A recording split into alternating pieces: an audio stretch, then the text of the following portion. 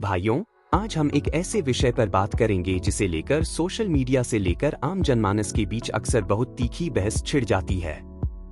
एक और इस संसार में लाखों ऐसे भक्त हैं जो दिल्ली के छतरपुर स्थित बड़े मंदिर वाले पूज्य गुरुजी को साक्षात महाशिव का अवतार मानकर पूजते हैं, जिनके जीवन का हर दिन गुरुजी के शुक्राने से शुरू होता है। वहीं दूसरी ओर एक ऐसा वर्ग भी है जो प्रखरता से यह तर्क देता है कि गुरुजी कोई भगवान या चमत्कारी पुरुष नहीं थे, बल्कि वे केवल एक साधारण मनुष्य थे और उनके नाम पर आज एक बड़ा पाखंड और अंधविश्वास फैलाया जा रहा है। आज हम दी सनातन सीक्रेट्स पर किसी भी प्रकार की धार्मिक कट्टरता, अंधविश्वास या राजनीति से पूरी तरह ऊपर उठकर पूरी तरह निष्पक्ष, तार्किक और जमीनी तथ्यों के आधार पर इस महाबहस का विश्लेषण करेंगे। यह कथा किसी की धार्मिक भावनाओं को आहत करने के लिए नहीं है और न ही किसी अंधविश्वास को बढ़ावा देने के लिए है, बल्कि यह इस विवाद के दोनों पक्षों के तर्कों को बिल्कुल साफ और सीधे शब्दों में आपके सामने रखने का एक प्रामाणिक प्रयास है। इस विवाद की सबसे पहली और मुख्य जड़ सनातन धर्म के प्राचीन शास्त्रों और गुरु परंपरा के सिद्धांतों से जुड़ती है। जो लोग गुरुजी को भगवान मानने का विरोध करते हैं, उनका सबसे बड़ा और ठोस तर्क यह है कि हमारे सनातन हिंदू धर्म के शास्त्रों में किसी भी जीवित या हाल ही के मनुष्य को सीधे साक्षात शिव या नारायण के बराबर मानकर पूजने का कोई विधान नहीं है। शास्त्रों के अनुसार ईश्वर की पूजा पद्धतियां और उनके विग्रह निश्चित हैं। इसलिए इस वर्ग का मानना है कि किसी मनुष्य के चित्र को भगवान शिव के विग्रह के समान पूजना और उन्हें साक्षात महाशिव का दर्जा देना सनातन की प्राचीन मर्यादा को कमजोर करता है। इसके विपरीत जो लाखों भक्त गुरुजी को साक्षात शिव का रूप मानते हैं, उनका दृष्टिकोण शास्त्रों के शाब्दिक नियमों से अधिक उनके व्यक्तिगत अनुभवों पर आधारित है। भक्तों का तर्क है कि गुरुजी ने अपने जीवन काल में कभी भी किसी से 1 रुपया दान नहीं लिया, न ही कभी कोई धनलोभ दिखाया। भक्तों के लिए गुरुजी कोई ढोंगी पुरुष नहीं है, बल्कि वे एक ऐसी जागृत चेतना हैं जिन्होंने लाखों लोगों को अंतिम चरण के कैंसर, किडनी की विफलता और मानसिक अवसाद जैसी जानलेवा बीमारियों से केवल चाय प्रसाद और लंगर प्रसाद के माध्यम से मुक्ति दी। भक्तों का मानना है कि जो शक्ति बिना किसी स्वार्थ के केवल एक पुकार पर आपकी अकाल मृत्यु को टाल दे, वह साक्षात शिव का ही रूप हो सकती है। यदि हम इतिहास और गुरुजी के जीवन काल को निष्पक्षता से देखें, तो उनकी सादगी और उनके नियम आज के दौर के कथित ढोंगी बाबाओं से बिल्कुल भिन्न थे। गुरुजी ने अपने जीवन में कभी कोई दान पात्र नहीं रखा, कभी किसी प्रकार का कोई प्रचार, विज्ञापन या मीडिया इंटरव्यू नहीं दिया और न ही कभी अपनी शक्तियों का कोई व्यावसायिक उपयोग किया।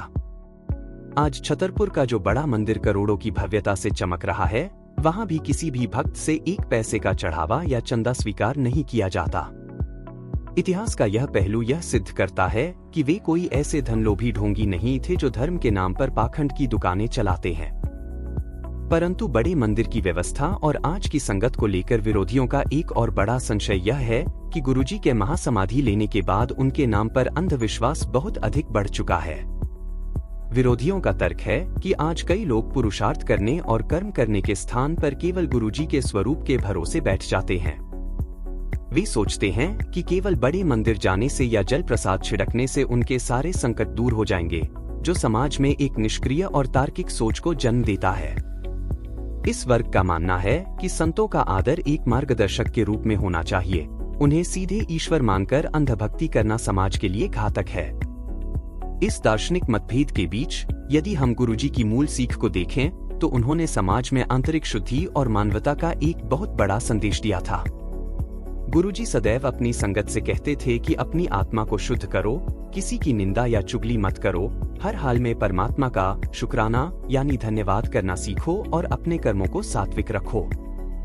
वे भक्तों को किसी कर्मकांड या तंत्र मंत्र में नहीं उलझाते थे, बल्कि केवल लंगर और सेवा के माध्यम से अहंकार को मिटाने की सीख देते थे। मानवता को जोड़ने का उनका यह मार्ग उन्हें कलयुग के महान संतों की श्रेणी में एक विशिष्ट स्थान प्रदान करता है।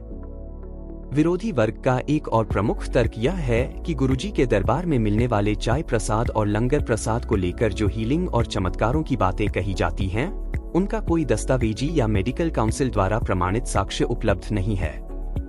उनका कहना है कि यह केवल एक प्रकार का मानसिक प्रभाव या भक्तों की अत्यधिक भावुकता है, जिसके कारण लोग साधारण घटनाओं को भी महाचमत्कार मान लेते हैं। इस वर्ग का कहना है कि जब तक हम हर घटना को विज्ञान और तर्क की कसौटी पर नहीं कसेंगे, तब तक समाज में असली आध्यात्मिक मूल्यों के प्रति सही समझ विकसित नहीं हो पाएगी।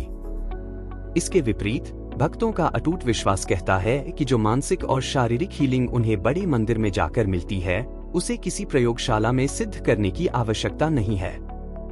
जो लोग गंभीर पारिवारिक कलह, कोर्ट कचहरी के मुकदमों और मानसिक अवसाद के कारण पूरी तरह से टूटने की कगार पर थे, वे जब बड़े मंदिर की शांत हवाओं में कदम रखते हैं तो उनके जीवन का पासा पूरी तरह से पलट जाता है।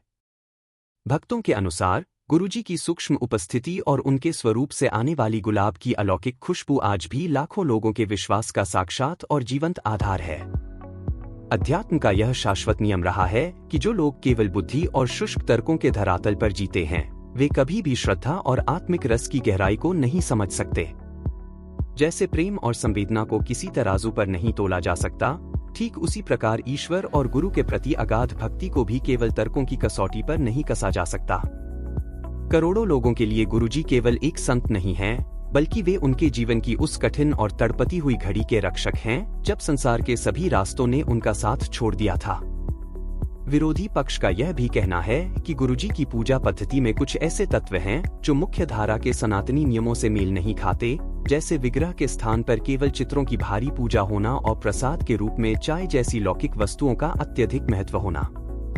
उनका तर्क है कि पारंपरिक हिंदू उपासना में वैदिक मंत्रों और प्राचीन देव प्रतिमाओं का जो महत्व है, वह यहाँ आकर किसी एक व्यक्ति विशेष की श्रद्धा में सिमट जाता है। इस वर्ग का मानना है कि यह बदलाव सनातन के मूल आध्यात्मिक ढांचे से ध्यान भटकाता है।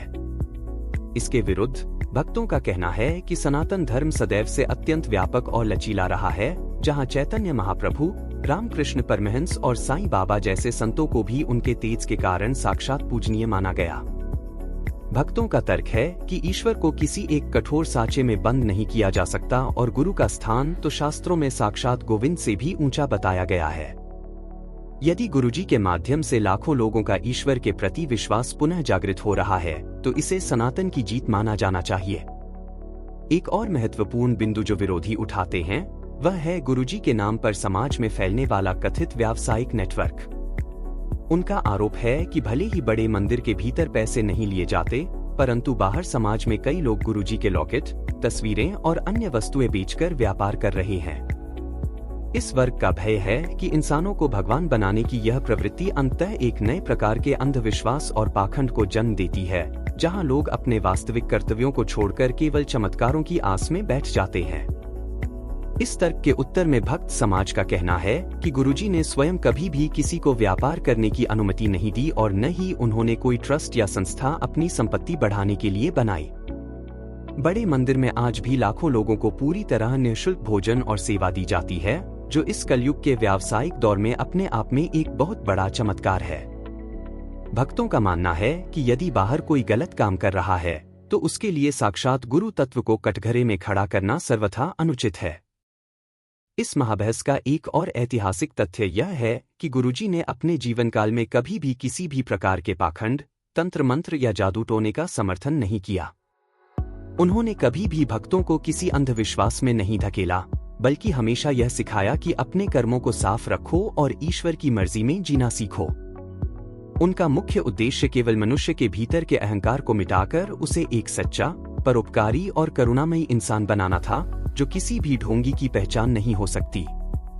चमत्कारों को लेकर भी दोनों पक्षों के अपने अपने प्रबल विचार हैं।